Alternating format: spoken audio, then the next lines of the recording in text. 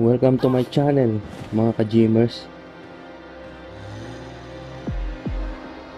Ang pag-uusapan natin ngayon sa video na ito ay zombies. Sila ang makikita mo sa pelikula at sa mga games na nakakakilabot dahil sa pagkain nila ng tao.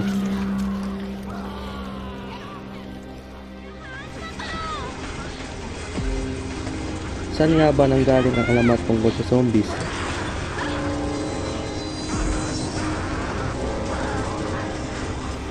Paano ba kung magkatotoo ang zombie apocalypse? Makakasurvive ba tayo kung mangyari ito?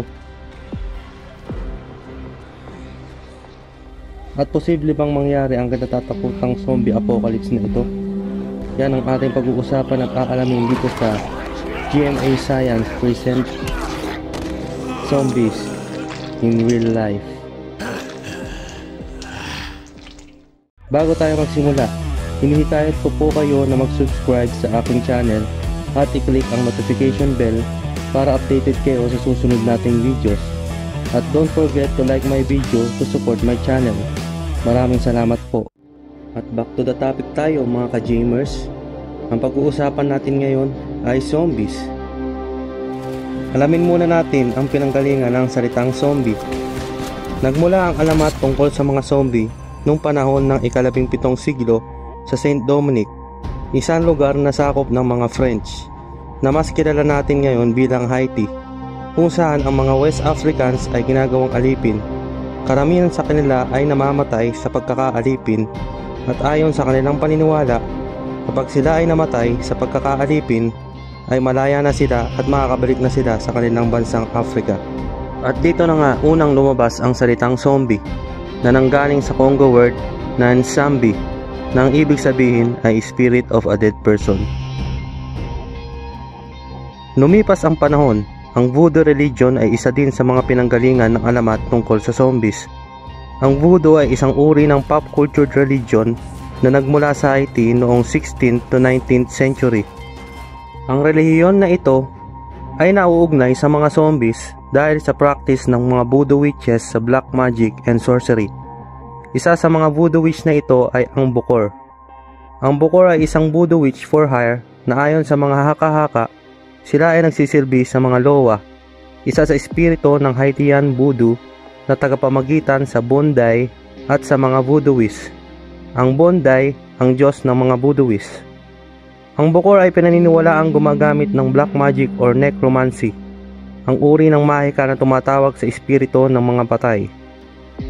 Ang Bokor ay kadalasan nauugnay sa paggawa ng zombies sa pamamagitan ng pagtimpla ng isang nakakamatay na potion na may iba't ibang ingredients na kasama na dito ang tinatawag na zombie powders na naglalaman ng tetrodotoxin, isang nakakamatay na neurotoxin na matatagpuan sa pufferfish, porcupine fish, ocean sunfish, triggerfish at sa iba pang lamang dagat. Kung papainumin ng potion na ito ay magmumukhang parang patay na dahil sa epekto ng tetrodotoxin. Nililibing ang taong ito at babalikan ng Bokor para pilitin itong gawin ang kagustuhan ng Bokor na kadalasan ay manual labor. Kadalasan binibigyan ito ng mga uri ng gamot tulad ng deliriant drugs at Datura stramonium, isang uri ng medisina na naglalaman ng hallucinogens para mas madaling makontrol ng Bokor ang kanilang mga pag-iisip. Dahil sa gamot na ito, ang taong iyon ay buhay pero hindi na nila kontrolado ang kanilang pag-iisip. Kapag binuhay na sila sa pagkahimlay o nasa kontroladong estado na ng Bokor, siya ay tinatawag ng zombie. Pero ayon sa ibang alamat, ang Bokor ay bumubuhay ng matagal ng yumao sa pamamagitan ng pagtawag ng espiritu nito. Sa modernong panahon, nag-iiba-iba na ang alamat patungkol sa zombies. Nagkaroon ng unang pelikula tungkol dito na ang pamagat ay White Zombies noong 1932. Isa ding kilalang filmmaker at writer na si George A. Romero ang bumuhay sa patay ng mga alamat ng mga zombies. Siya ang The Father of Zombie Films at nagsimula sa mga pelikulang Night of the Living Dead na pumatok sa mga manonood noong 1968. Dawn of the Dead noong 1978 at Day of the Dead noong 1985. At dito na nga nagsimula ang pagkakakilanlan natin ng mga zombies. Hindi lang sa pelikula, kundi na din sa mga games tulad ng Resident Evil, Alone in the Dark, The House of the Dead, Plants vs Zombies, Left 4 Dead,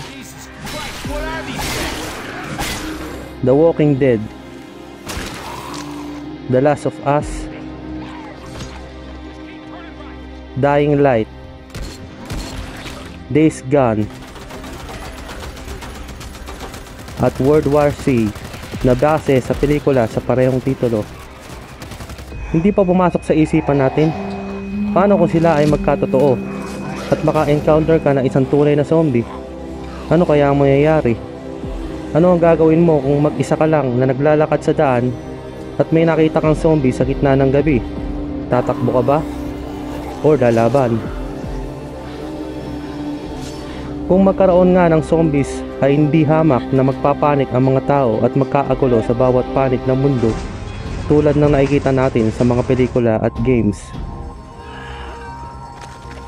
Kung ikukumpara natin sa kalagayan natin ngayong pandemic dahil sa COVID-19 ay hindi hamak na mas malala ang zombie apocalypse. Pero dito pa lang sa COVID-19 nagpapanik na tayo.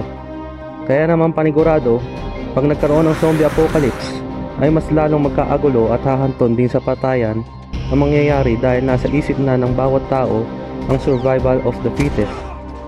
Ang zombie ay may isang kahinaan lang. Kailangan patamaan sila sa ulo para mawasak ang kanilang utak. Pero hindi basta-basta iyon dahil hindi lahat ng tao marunong lumaban at marunong gumamit ng baril para asintayin ang ulo ng bawat zombie na makakaharap nila. At bukod pa dito, ang mga zombies ay maaaring mabibilis at marami at maaari kang ma-outnumbered or maubusan ng bala. Malalakas din sila na kaya nilang punitin ang iyong balat at putulin ang iyong katawan para makain ang iyong laman loob, at kapag nadakma ka nila ay matindi nga ang kanilang kapit at hindi mo sila agad maitutulak papalayo sa iyo bago sila mangagat. Kung mapapansin natin sa bawat pelikula at games, may iba't ibang klase ng zombies. Mayroong mabagal na zombie, may mabibilis na zombie, may matatalinong zombies, at meron pa ngang lover boy na zombie. Paano kung ang mga zombies na makaharap natin ay yung mga mabibilis na at matatalino pang zombies? Ayon sa isang pag-aaral ng mga physics students sa University of Leicester sa England, sa loob ng 100 days na may zombie apocalypse, higit kumulang 300 na katao na lang ang matitirang nakakasurvive sa mga zombies sa buong mundo. Ang ratio nito ay magiging 1 laban sa 100 milyong zombies, na kahit si Leon, si Chris sa Resident Evil, or si Rick sa The Walking Dead ay hindi ito kakayanin. At ayon sa kanilang theory, kung hindi zombie ang papatay sa kanila, sa agutuman naman sila mamamatay. Wala pa sa 1 taon, ang tao sa mundo ay mauubos. Pero ayon din sa isang follow-up study, ang mga matitirang tao na ito ay mas magiging biyasa na sa paglaban sa zombies at magkakaroon ng paraan para makontra ang virus. Kung sakaling mangyari ito, may posibilidad na malabanan nila at maubos nila ang zombies sa loob na 1,000 araw o higit kumulang sa 3 taon, at maaari pang magkaanak at tumami ang kanilang populasyon. Ayon naman sa statisticians ng Cornell University sa US, ay malaki ang tsansang makasurvive ka sa isang zombie apocalypse kung pupunta ka sa kakaunti ang populasyon, tulad ng mga kabundukan. Pero ito ay depende sa uri ng zombie, kung gaano ito kabilis umakyat para makarating sa bulubunduking lugar. Kaya nga naman kung sakaling magkaroon ng zombie apocalypse, ay naghanda na ang CDC or Centers for Disease Control and Prevention ng kanilang zombie preparedness blog upang maging handa tayo kung sakaling magkaroon ng ganitong dilema. Ang huling tanong, posible nga bang magkaroon ng zombie apocalypse sa totoong buhay? Base nga sa isang article sa crack.com, may 5 scientific reasons na pwedeng maging dahilan ng zombie apocalypse. Number 1, brain parasites. Ang parasites ay maaaring pumasok sa utak ng isang tao para ito ay maging zombie. Isa sa mga parasites na ito ay tinatawag na Toxoplasmosa gondii. Kadalasang ini-infect ng Toxoplasmosa gondii ay ang mga daga, at ito'y dumadami sa loob ng tiyan ng isang pusa. Alam nyo na. Ngunit hindi natin alam na kalahati ng populasyon ng tao sa mundo ay infected na ng Toxoplasmosa gondii. Maaaring isa ka na doon. Ayon sa pag-aaral ng mga scientists, ang taong infected ng parasite na ito ay may pagpabago-bago sa kanyang mood at mataas ang tsansang mabaliw. Maaari lang itong maging dahilan ng zombie apocalypse kung ito ay mag-e-evolve, at ito ay posibleng mag-evolve lamang kung gagamitin itong bioweapon. Number 2. Neurotoxins. Ito ang uri ng lason na nagpapabagal ng bodily functions kung saan hindi ka na makagalaw at dumating sa puntong matatawag ka ng brain dead. Isa sa mga pinagmumulan ng lason na ito ay ang Japanese blowfish. Maaari pang pagalingin ang taong nalason ng neurotoxins sa pamamagitan ng paggamit ng Datura stramonium at ng alkaloids na matatagpuan sa ilang uri ng bulaklak. Sila ay makaka-recover pero wala ng memorya o alaala ng mga nakaraan nilang buhay. Isa sa mga nabubuhay na patunay dito ay si Clairvius narcis, isang Haitian. Dineklara ng patay si Clairvius ng mga doktor noong 1962, ngunit matapos ang 18 taon, namataan ulit si Clairvius sa kanilang lugar. Maaaring isa sa mga voodoo priest ang nag-zombify sa kanya para muling mabuhay at makapagtrabaho ulit. Kung sakaling ito ay magiging dahilan ng zombie apocalypse, ito ay hindi magiging katulad ng mga zombie na kumakain ng tao at hindi magiging agresibo. Number 3. Real Rage Virus. Ang virus na ito ay based sa pelikulang 28 Days Later noong 2002. Napag-alaman natin na ang rage virus ay ginagawang agresibo ang na-infect nito. Merong isang disease na pumapasok na nasa kategorya na ito, ngunit ito ay sakit ng mga baka, ang mad cow disease. Pinupuntirya nito ang spinal cord at ang utak ng baka, at pagkatapos ay magiging agresibo na ang baka at aatakihin ang anumang makita nito. At kung ang mad cow disease ay mapunta sa tao, ito ay magiging Creutzfeldt-Jakob disease. Ang sakit na ito ay rare, at ang taong infected ay hindi magiging agresibo sa ibang tao. Maaari lang itong maging katulad ng real rage virus kung mag-i-evolve ito sa puntong sisirain na nito ang kakayahan ng ating utak na mag-absorb ng serotonin, isang importanteng chemical at neurotransmitter na pinaniniwala ang kumokontrol sa ating emosyon at personalidad. Number 4. Neurogenesis. Ito ay ang method ng pagre-regrow ng isang patay na brain tissue. Maaari lang itong maging dahilan ng zombie apocalypse kung gagamitin ito sa patay na tao para i-restore ang brainstem kahit wala ng cortex. Ang cortex ay parte ng utak na kumokontrol sa ating pagkatao at emosyon.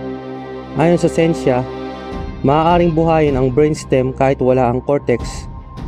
Ngunit ang taong binuhay nito ay isang nilalang na lamang na wala ng pag-iisip at wala na ding personalidad, na ang tanging meron na lang ay ang natural na instinct para mabuhay, katulad ng zombie. Number 5. Nanobots. Ang nanobots ay isang part ng nanotechnology na kadalasang ginagamit ngayon sa medisina. Ito ay ang malamikrobyong robots na pumapasok sa katawan ng tao para mag-restore ng mga dead cells. Karaniwang ginagamit ito paggamot sa cancer. Ayon sa pag-aaral ng mga scientists, ang nanobots ay may kakayahan na pumasok sa utak ng isang host para mag-set up ng neural connections upang palitan ang mga nasirang brain tissue. Maaaring kahit patay na ang host ay patuloy pa din ang nanobots sa pagpoprogram ng utak ng patay na host, na kahit na wala na itong buhay at inaagnas na, ay naaagalaw pa din. Isang pagkakakilanlan natin sa zombie.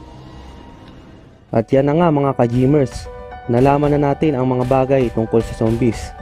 Ako naman ang magtatanong, ano ang gagawin mo kapag nagkaroon ng zombies sa totoong buhay? Comment down below para malaman natin ang inyong zombie plan. Salamat sa panonood mga ka-Gmers, and see you soon on my next video. God bless!